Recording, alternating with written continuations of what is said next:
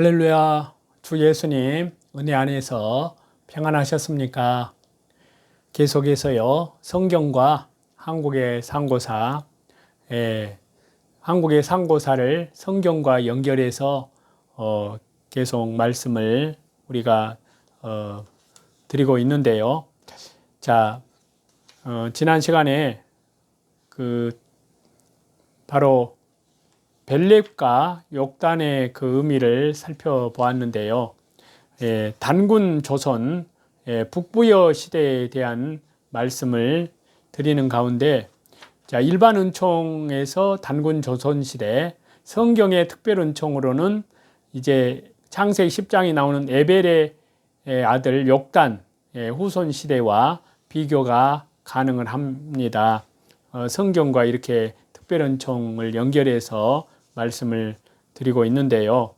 자, 에벨의 온 자손에 대한 그런 칼빈의 주장을 지난번에 말씀을 드리면서 다 마무리를 못해서 이어서 말씀을 드리면요. 자, 예수님 초림 때 쓰임받은 백성은 벨렉입니다. 벨렉의 후손들이 오늘날 이스라엘입니다. 더불어서 에벨 온 자손 중에 포함된 욕단을 통해서는 욕단은 바로 우리 한민족의 조상이 욕단입니다. 셈의 축복이 이루어져야 한다는 사실인데요.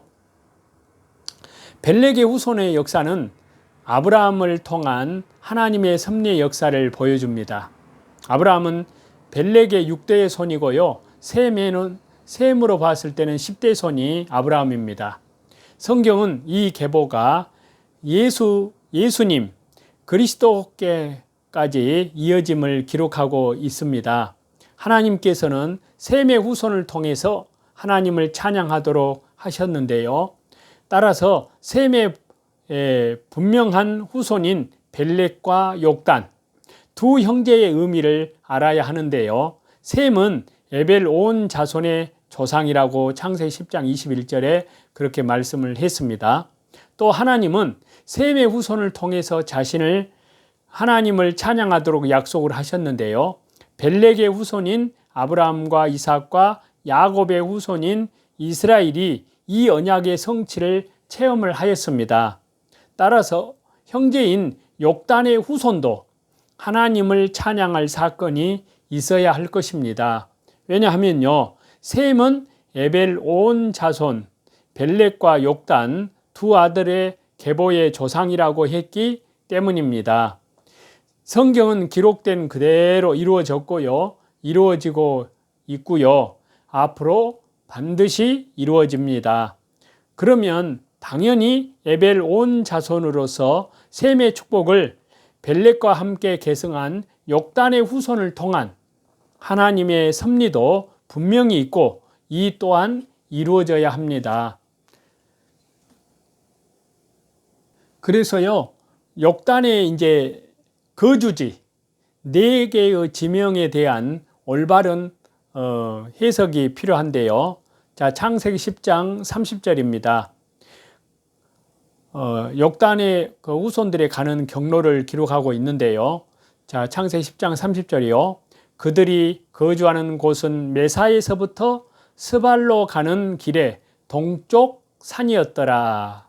자, 메사는 출발점입니다. 페르시아의 북쪽, 오늘날 이란으로 봅니다. 자, 욕단의 후손의 이동의 출발점은 시날 땅과 관련이 되고요. 바벨탑 사건 이후에 아시아 쪽으로 이동하는 것으로 봅니다. 이와 관련해서 유석근 목사님은요, 메사의 위치는 어디인가 해서요, 메사는 동쪽 산악지대의 길목, 파미르 고원, 천산 산맥, 또 알타이 산맥에 위치한 곳으로 현재의 이란 동북부의 메사이라는 지명으로 남아있다라고 주장을 하였습니다. 또 육군사관학교 역사 교수를 지낸 차우정 교수 역시 메사를 이란 북쪽의 메소포타미아로 봅니다. 즉 메사는 메소포타미아의 옛말이라고 하는데요. 그러므로 매사는 자유, 떠남의 의미가 있다고 합니다.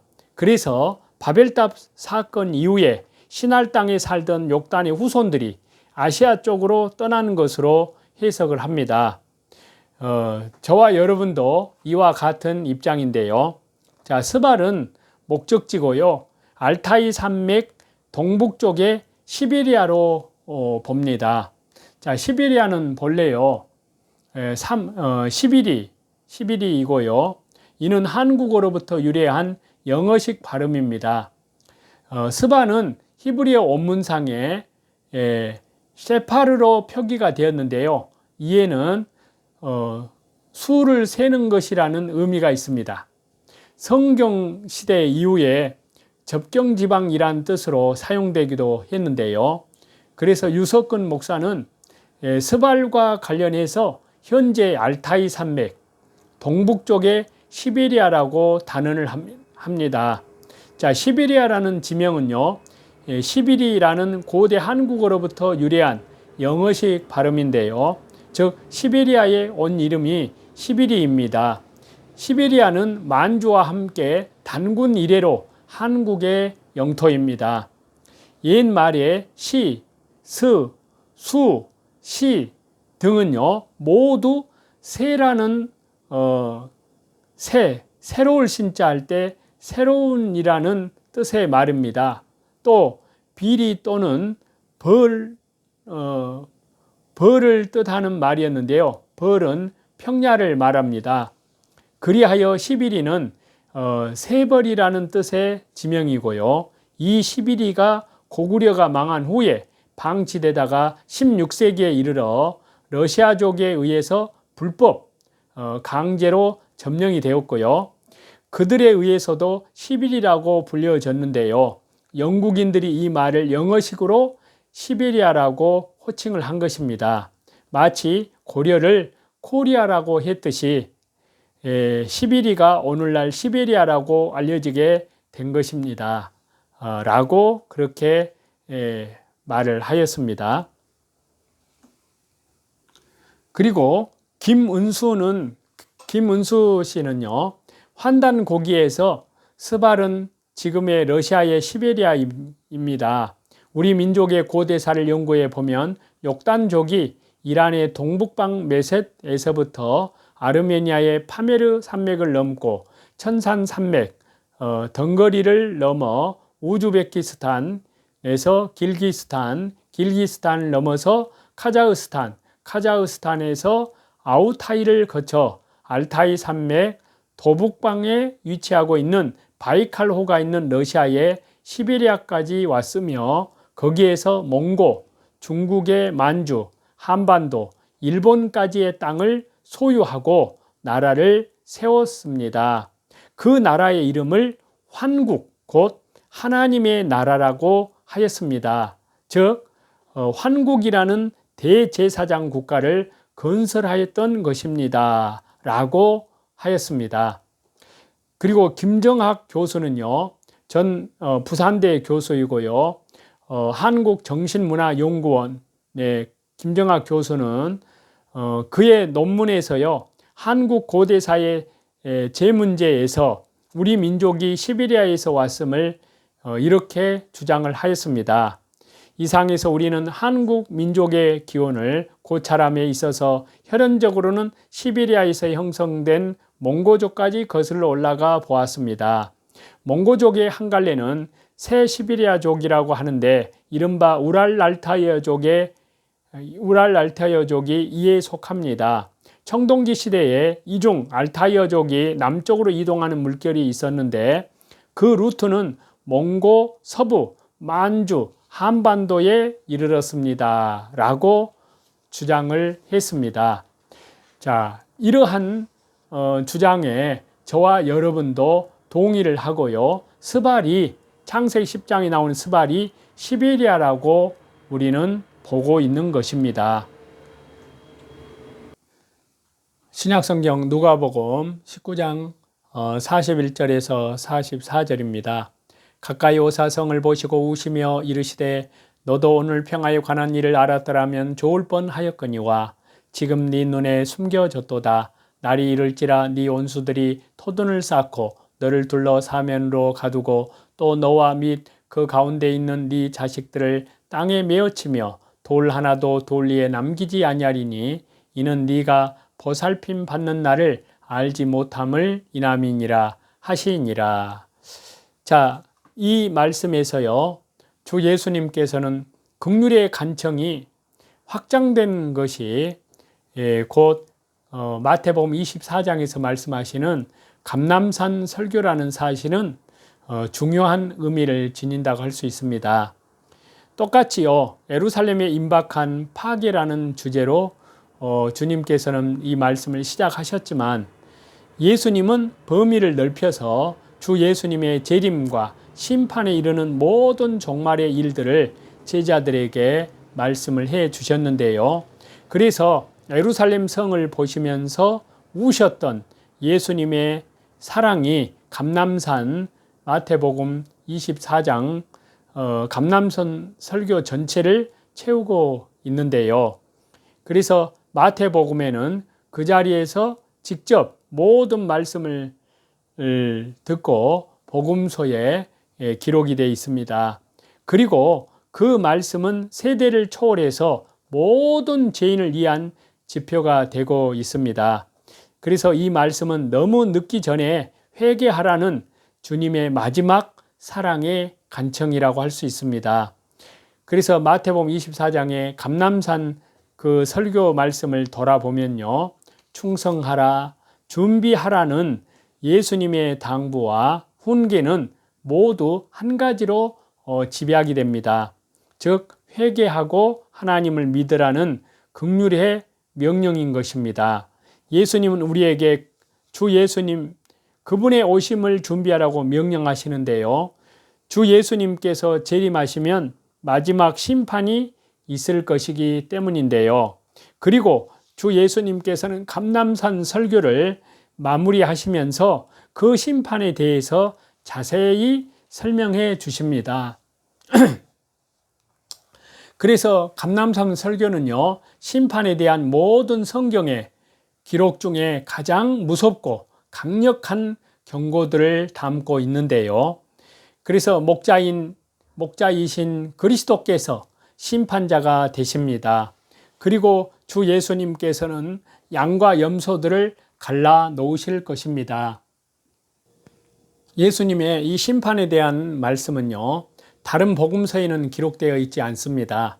그러나 마태복음은 왕이신 그리스도를 나타내기 위해서, 증거하기 위해서요, 보좌에 앉으신 주 예수님을 기록하셨습니다.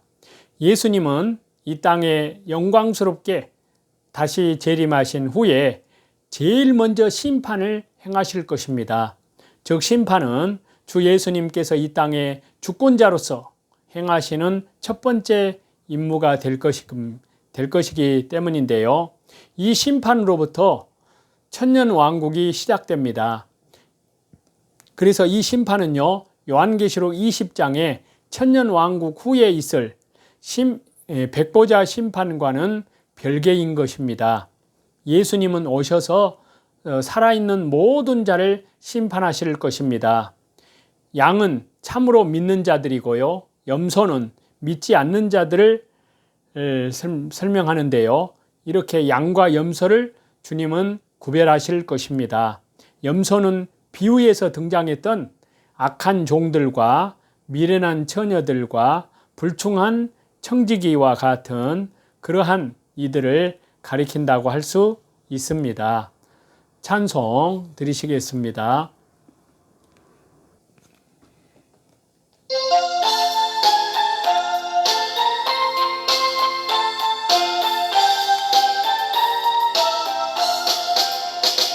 거친 세상에서 실패하거든 그 손 못자국만 절어 고된 일 하다가 힘을 얻으리 그 손 못자국만 절어 그 손 못자국만 절어 그 손 못자국만 줘라. 주가 널 지키며 인도하시리. 그 손 못자국만 줘라. 내가 어둠 속을 걸어갈 때에 그 손 못자국만 줘라. 주가 참 평안을 네게 주시리. 그 손 못자국만 줘라. 그 손 못자국만 줘라. 그 손 못자국만 줘라.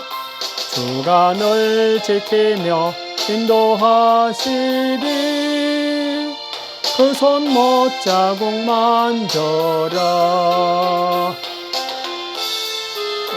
모든 감사와 찬송과 존귀와 영원한 능력과 권세를 우리 성삼위 하나님께만 돌립니다.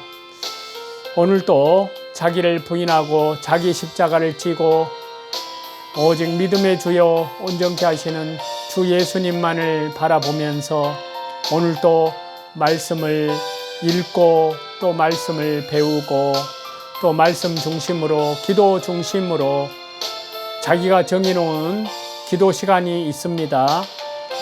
그 기도 중심으로 또 예배 중심으로 또 뿐만 아니라 밖으로는 이뤄진 영혼들에게 복음을 전하면서 우리 주 예수 그리스도의 재림을 향하여 더욱더 믿음이 더욱 우리 주 예수 그리스도의 장성한 믿음의 분량에까지 성장해 나아가시는 저와 여러분이 다 되시기를 우리 주 예수 그리스도 이름으로 간절히 축원합니다. 감사합니다.